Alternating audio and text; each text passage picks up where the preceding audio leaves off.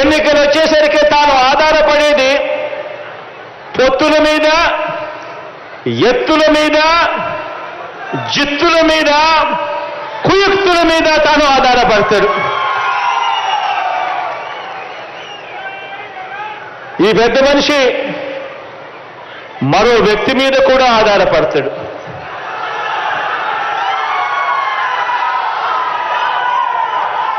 ఒక దత్తపుత్రుడిని యాక్టర్గా పెట్టుకొని డ్రామాను కూడా ఆడుతాడు.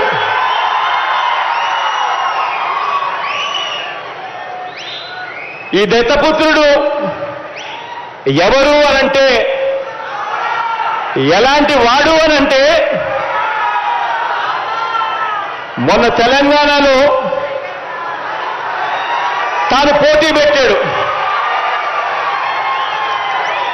తాను తెలంగాణలో అభ్యర్థులను నిలబెడుతూ పోటీ పెడుతూ తెలంగాణలో తాను అన్న మాటలు వింటే నాకు ఆశ్చర్యం అనిపించింది.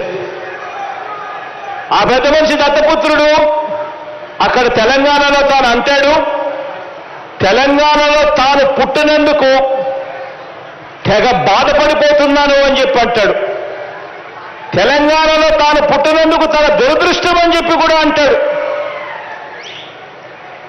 ఇలాంటి వ్యక్తి మొన్న తెలంగాణలో ఇలాంటి డైలాగులు కొట్టిన నాన్ లోకల్ ప్యాకేజ్ ఇస్తారు ఈ పెద్ద మనిషి చంద్రబాబు నాయుడు గారికి ఇంకొక పార్ట్నర్. ఈ పెద్ద మనిషి ఆంధ్ర పాలకులకు చుక్కలు చూపిస్తా అని చెప్పి తెలంగాణలో డైలాగులు కొడతాడు.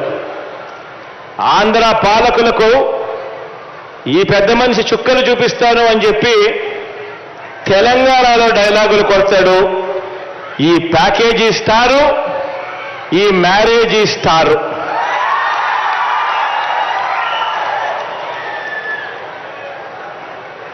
ఈ పెద్ద మనిషి పరిస్థితి, ఈ దత్తపుత్రుడి పరిస్థితి అక్కడ ఎలా ఉంది అంటే,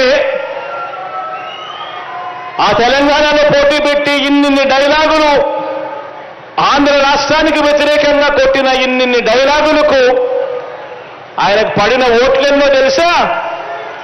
చివరికి అక్కడ ఇండిపెండెంట్ గా నిలబడిన చెల్లెమ్మ బర్రెనెక్కకు వచ్చిన ఓట్లు కూడా ఈ పెద్ద మనిషికి దత్తపుత్రుడికి రాలేదు. డిపాజిట్లు కూడా రాల.